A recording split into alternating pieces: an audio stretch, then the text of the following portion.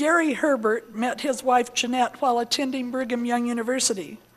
Shortly after their marriage, he joined the Utah National Guard and served for 6 years. After his military service, he founded Herbert and Associate Realtors. He and Jeanette also began a child care service, the Kids Connection, which they operated for 23 years. The Herberts have 6 children and 13 grandchildren.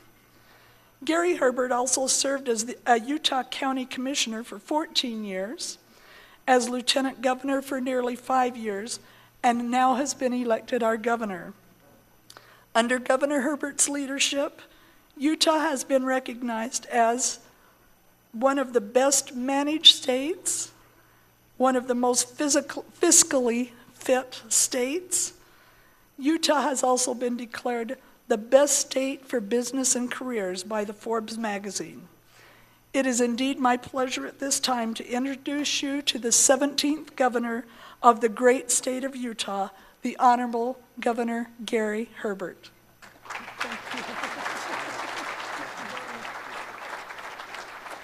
Well, thank you, Darlene. Gee, kind of a dramatic entrance there. I timed it just right. I'm honored to be out here in the basin, and thank you very much for allowing me to speak for a few minutes this morning. What we're about here today is extremely important, and I recognize the role that the governor plays in the economic opportunity that we have in the state and making sure that we're focused on the right things and interfacing with the federal government appropriately and with our surrounding states and working together. And I recognize that my role is one that's important. And I also recognize that as great a privilege it is to be the governor of this great state, that my profile is a little higher than it used to be. And I know that I'm observing this more often as I'm out in public, as I have people come up and say hi to me and, you know, how are things going, and, you know, good job here, or hey, if I was governor, I'd be doing this. I get a little bit of that. But I do the shopping. Some of you don't know this, but I do the shopping for our family on Saturday. I know when I was put in as governor, they asked my wife, is it true? Because one of my daughters was interviewed, and she says, well, Dad does the grocery shopping and he does the dishes on Sunday. And they asked my wife, now, as governor, is he going to continue to do the grocery shopping and do the dishes on Sunday? And she said, absolutely. He may be the governor out there, but he's just plain old Gary at home. I was in Smith's here not too long ago, you know, pushing my little cart along, and got into the checkout counter and had my stuff there. And a lady engaged me in conversation. And we were talking about the price of milk and bread and a few things. And anyway, finally my aisle opened up and I pushed my cart in and said goodbye. And she says, hey, by the way, has anybody ever told you that you look a lot like Governor Herbert? So I said, I get that a lot. You know, he's a nice guy. Handsome fellow, that governor. Well, listen, thank you for letting me come and speak for a few minutes. And let me just talk to you a little bit about what's on everybody's mind here today. And something I think is extremely important. You understand this. We're going to be preaching a little bit to the choir here today. But I do believe we've got to figure ways to come together and find solutions to the challenge that we face for energy development in this state and in this country. And I do believe that Utah has a very significant role to play in energy independence, or what I'd call energy sustainability. I think the idea of energy independence is probably one that is an ideal out there that maybe is not reachable, nor even maybe desirable. Because we have friends that we, in fact, do work with, whether it be our friends to the north in Canada, where we, in fact, have trade relationships and, in fact, import energy from other parts of the world, which we sell and trade back and forth. So I don't know that it all has to come within our borders, but certainly we ought to become energy sustainable and, in that process, energy independent, so we're not over the proverbial barrel of the Middle East. And as somebody who's just come from that region here a couple of months ago, I understand the challenges that we face in a little more up close and personal fashion, having visited Afghanistan and Iraq and Kuwait. Now, with that being said, let me just tell you, I'm excited to tell you and reiterate that energy and the development of energy here in Utah and the development of our natural resources is one of my very highest priorities. I announced it when I was first inaugurated 2 years ago. I've reiterated it a number of times. I've mentioned it here as I've visited here in the basin and other parts of the state. Energy is important to our economic future as a state. It's important for national security purposes for America, and it's an area where we can contribute in a significant way. And so we've got to come together and find ways of doing things. Hence, the phrase I've used many times is that of unprecedented partnerships. It really is us kind of working together and listening and learning and collaborating, and I believe there's synergism and opportunities as we work together. I am proving the point, by the way, in that regard, I believe. I've created an Education Excellence Commission, which is bringing people together from very diverse backgrounds and points of view and seeing if we can't raise the bar for education in the state. Clearly, as you see out here, you understand that skills, educational skills, and new technology is important for the future viability of energy development. If we're going to compete, we have to have that educational skill levels. And out here you understand that as well as any place. Well, education excellence, bringing stakeholders together and seeing where we can collaborate and raise the bar is important. Our Energy Task Force, again, we've brought people together to talk about energy and Utah's role in energy and all forms of energy. We're not saying that one's on the table and one's off the table. We want to talk about all energy development. Our Economic Development Coordinating Council, again, with the help of the legislature, and we have many legislators here today, we created an Economic Development Coordinating Council to, again, make sure that we do what we can to empower, not government, but the private sector. And we're going to try to empower that private sector to use their innovative, their creative juices to, in fact, accelerate job creation in the state. We want a business-friendly environment. Capital is a coward. Nobody knows that better than people out here in the basin. If it feels like it can invest with a significant opportunity to have return on investment, if you play by the rules, if there's certainty and predictability, capital will flow to that business-friendly environment where there is opportunity. And we have plenty of opportunity here in the basin if we can bring that predictability and fair level playing field here to this area, particularly in energy, and we're going to talk about that in a minute. Anyway, we've got a lot of stakeholders here at the summit here today, and I want to just mention a few that come from my administration. I'm here today, and unfortunately, I'm not going to be able to stay because I've got other assignments around the state. But we will have some of my administration who will stay here. Amanda Smith, where's Amanda? Amanda is the director of our environmental quality and my lead advisor on energy. I think you'll find that she brings a very balanced approach to what we need to be doing here so we can have some success, understand your issues very well. Samantha Julian, Samantha, raise your hand, is here with us. John Baza from Division of Oil, Gas, and Mining. You all know John. He's the guy involved with permitting. John Harja, is John here? Well, maybe he'll make a dramatic entrance here in a few minutes too. Anyway, he's with our Public Lands Coordinating Council and working very closely with with your county commissioners and others to make sure that our public land management, which has some a dramatic impact on what we do for natural resource development, is done appropriately. Let me just mention three things. One, we do have a vision for the state. We're not just flying by the seat of our pants. And I think that's a good thing. And to that end, in trying to come up with, in fact, a plan and a pathway forward for success, I've created a 10-year energy plan. Now, a lot of you know about this and have seen it. It's available on the web page. I think Amanda's brought only a couple hundred here to pass out so you can have it, look at it, discuss it, analyze it, and make recommendations. This is not the end-all and be-all. It's a good start. But I'm here to tell you it's not something that we're putting on the shelf and let it catch and gather dust like many studies have been done in the past. This is an action plan that I plan to take action on, and we're doing so. Now, it's also a work in progress. There might seem to be some areas there that you say, well, that doesn't make sense to me, or maybe we can do something better. Hey, great. We have an energy task force that meets on a monthly basis. That we're more than happy to receive your input and see how it fits as we move forward. So, again, this is a 10-year plan, and I expect that over a period of 10 years we'll revise and expand and improve. But the idea is that we do have a plan, and it takes into account all of our opportunities for energy. Let me just say, too, that we have a significant need to engage our universities and the research and development that takes place there.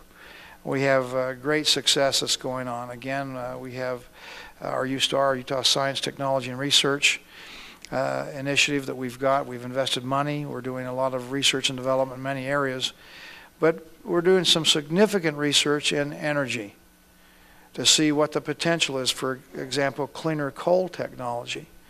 And not only cleaner coal, but cleaner natural gas. And what can we do to improve the ways that we extract our natural resources and our energies. I was impressed. I was out to Newfield Oil here just a few months back. And the new technology they're using there in extracting oil and cleaning up the water and make sure that we do not pollute water in that process. Remarkable change, evolution with new technology there demonstrated by Newfield Oil. That's just an example of many things that are taking place here. The Bingham Entrepreneurship and Business Center, what a great addition to the state, cited here in large part because of the efforts of many here and the generosity of individuals, including the Bingham family, again giving us opportunities to leverage the efforts of the research we're doing to have it translate into economic development and more jobs. So again, I think we're at the right stage, we're doing the right things in the right way. And let me just reiterate what I've said before, and I'll say it again, and I do believe this to my core. Extracting and developing our natural resources, and particularly our energy, and being good stewards of the earth are not mutually exclusive ideas. We can, in fact, access what Mother Nature has given us to help with our quality of life and our economic development, and we can do them in environmentally sensitive ways. In fact, I believe the public wants us to do that. They want to have affordable energy, sustainable, accessible, and they want us to do it and protect Mother Earth too. And we can do both of those things, and we're seeing it demonstrated out here in the basin. So we have a vision. Secondly, let me just indicate how important I think energy is. Energy is, in fact, has a two-pronged, I think, need that we, the public, want. One, we understand that our quality of life that we enjoy here in this country is driven in large part because of access to affordable, sustainable energy. You go to third world countries, no energy. You find where they don't have good water, sanitation, it's because they don't have good energy. So energy drives the ability to have improved technology. Most everything is you plug it in somewhere. You get electricity somewhere. You have some kind of power source. And in Utah, thanks to the good work of people here in the basin and other parts of our state and good management, we have the fourth lowest cost per kilowatt hour in America. So we have improved quality of life because of access to energy in this country. And we also have competitive advantage economically because we have lower cost energy. And we have companies, manufacturing companies and others that are coming to Utah for a variety of reasons, but one of them is we have lower cost energy.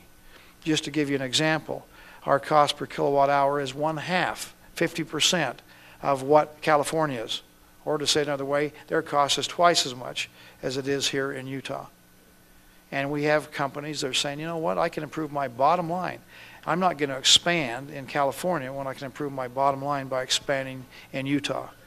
And you can see that taking place. Adobe, a Fortune 500 company, is an example of one that bought a company that was homegrown here called Onmature for $1.8 million, or excuse me, small decimal points there, a $1.8 billion purchase liked what they found in Utah, the business-friendly environment, the competitive costs for energy, and said, you know what, we're not going to take this company back to California.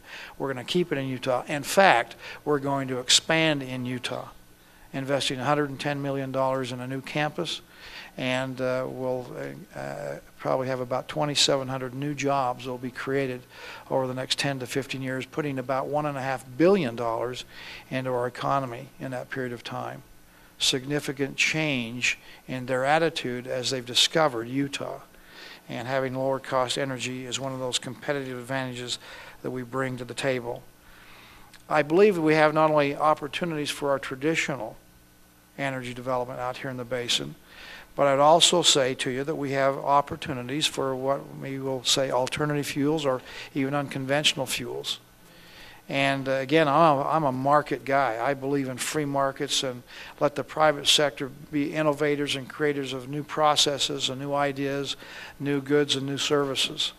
And I see that taking place out here as the demand for energy is ratcheting up, almost growing exponentially around the world. And the fact that we have oil shale out here in the basin, that we have opportunities for the private sector to develop and find commercially viable ways to make it relevant in the search for energy is not lost on me, and the benefit it has to us and the economy, and again for the world. The fact that we're seeing new technologies here by Red Leaf, by Tomco here in the basin, the investment that's coming into this area here, I think is a good thing. And we're going to have the experience of the Estonians. They're now working with ENFIT.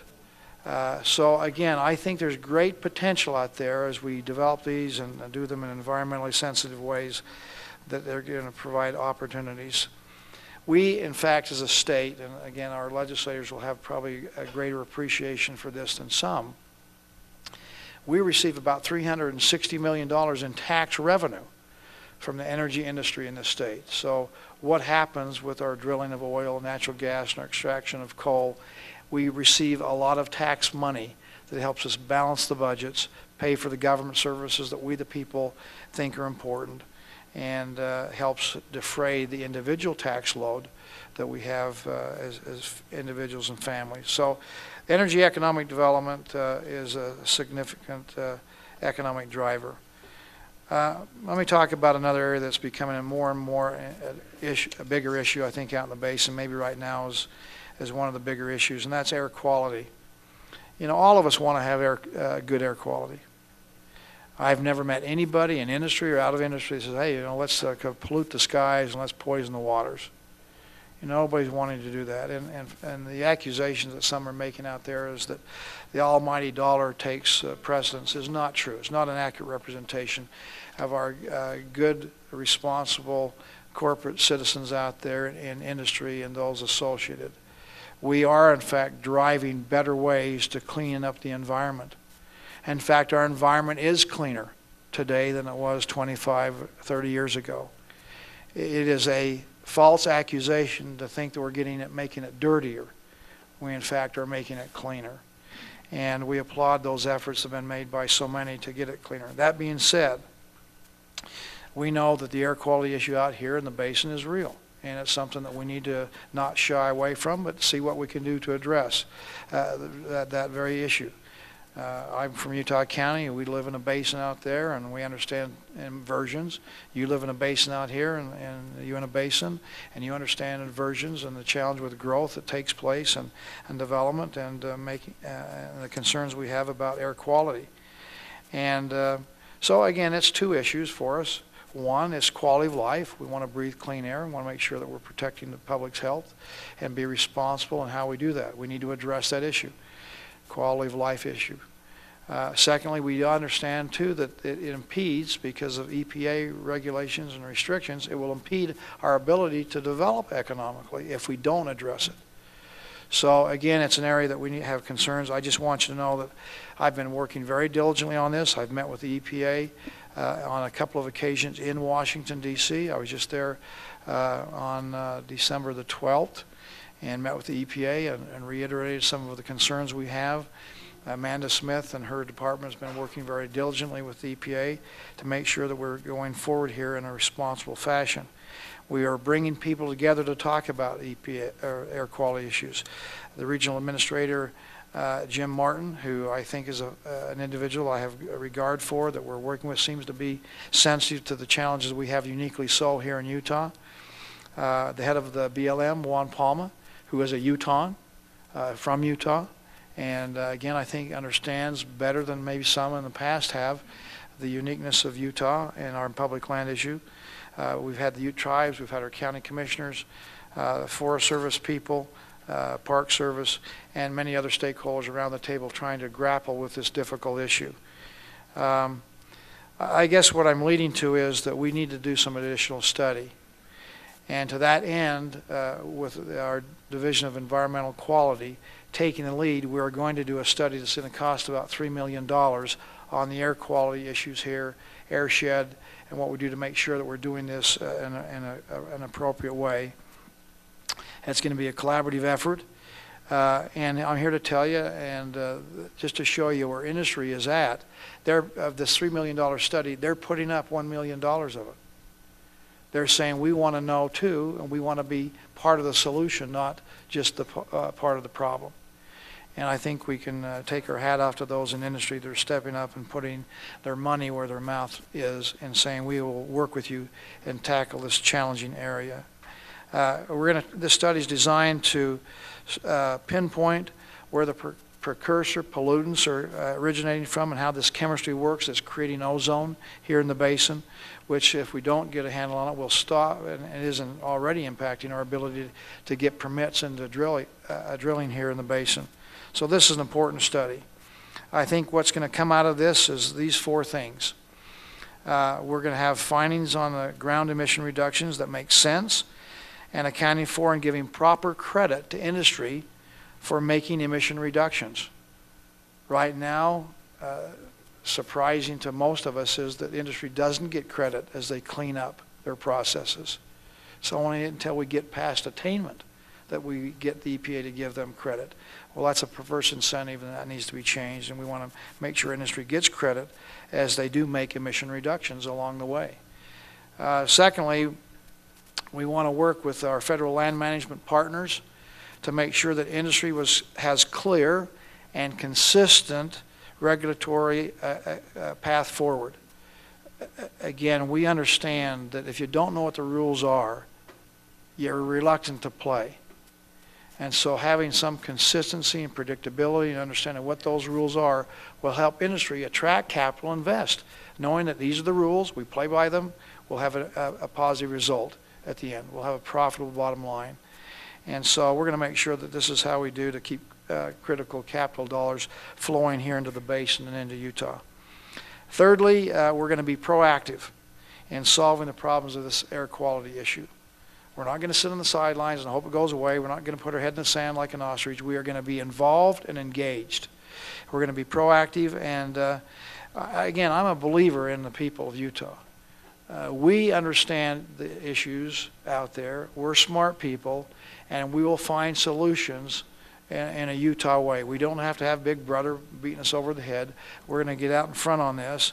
We're going to identify the air pollution problems, and we're going to identify the solutions. And I believe as we do that, it's going to give us credibility as we work with the EPA and the federal people in Washington, D.C., and our local regional EPA folks, as we get them to give us latitude and allow us to, in fact, to move ahead with development here in the basin. Lastly, we want to make sure that our citizens have confidence in what we're doing. It is about quality of life, which includes economic development. It's also about quality of life of knowing that you're going to be breathing good air. And as we do in other parts of the state, if we have bad air quality days, you know, our Air and Division of Environmental Quality folks, our DAQ, also Division of Air Quality, issues alerts so that you can manage your own what you're going to be doing for your own physical activities. If we have a red alert day, we'll announce that.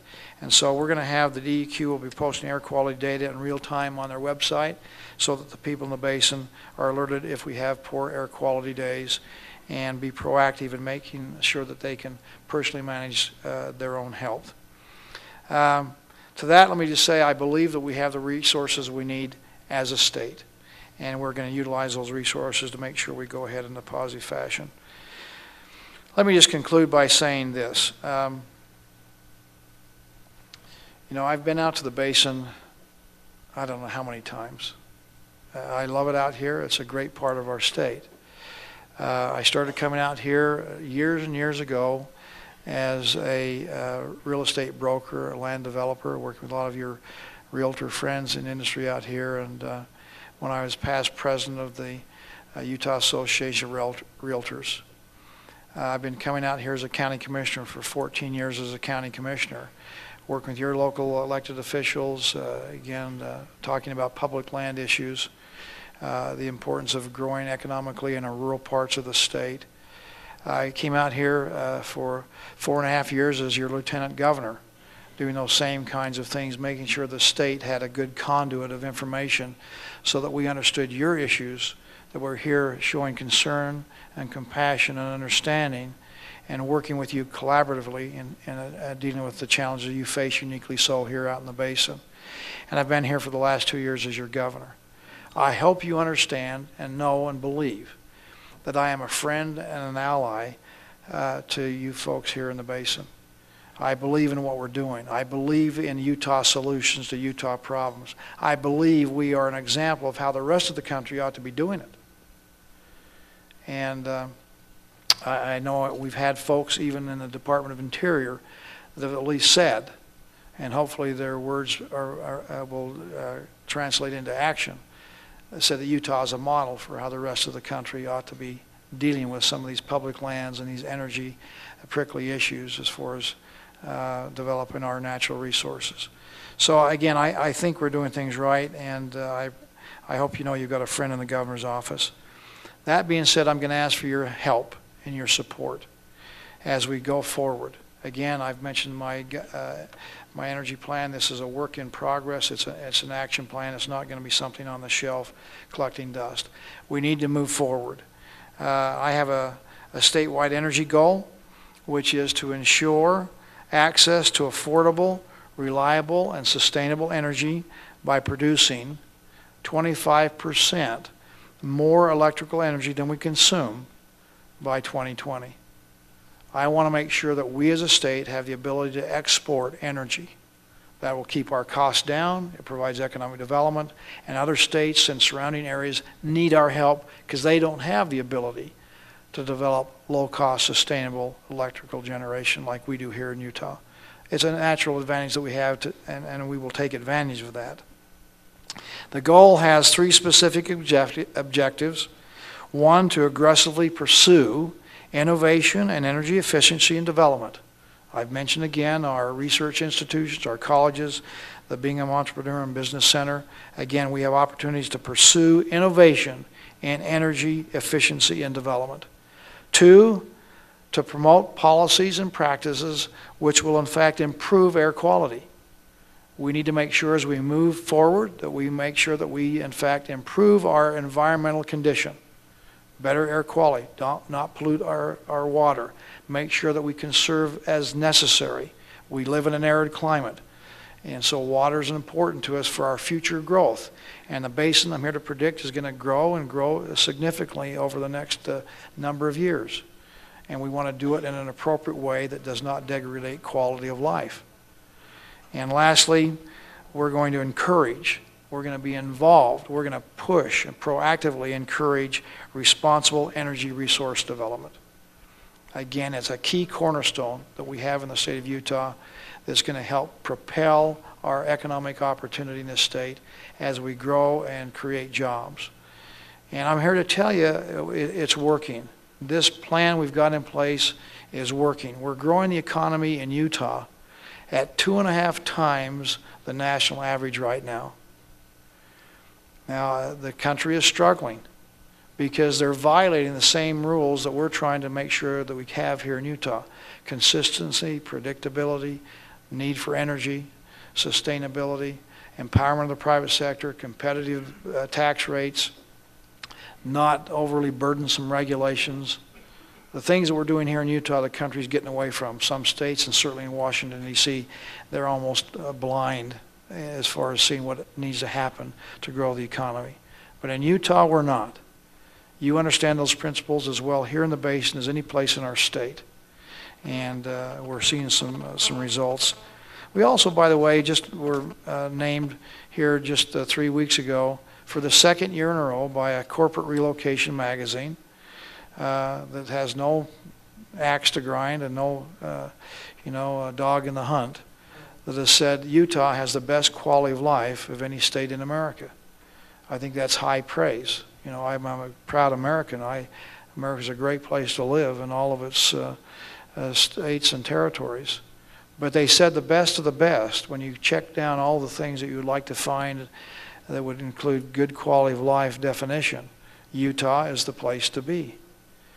And I know a lot of you feel that same way about being here in the basin. The best of the best of the best is out here in God's country in the basin.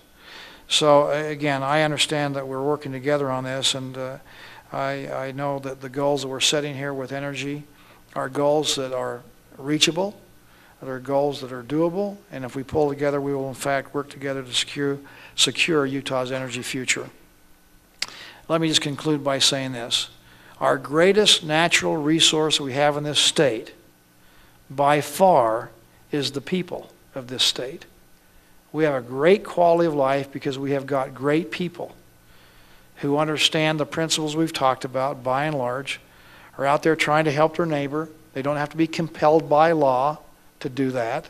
They just know it's the right thing to do. We volunteer a lot. We care about each other. We're finding opportunities, in fact, to grow the economy. Our people are our greatest resource that we have. And I'm telling you, as we harness all of our potential together, we become very dynamic and very powerful. And I believe as we work together here in the basin, we'll continue to grow energy, we'll increase production, and hence we're going to increase job production and economic benefit for all of us, not only here in the basin, but throughout our state, throughout the country. So good luck. God bless you. I'm honored to be here with you for a few minutes today. I know you're going to have a great conference. My staff will stay here and work with you throughout the day to listen and to learn and to translate that into action. Thank you so very much.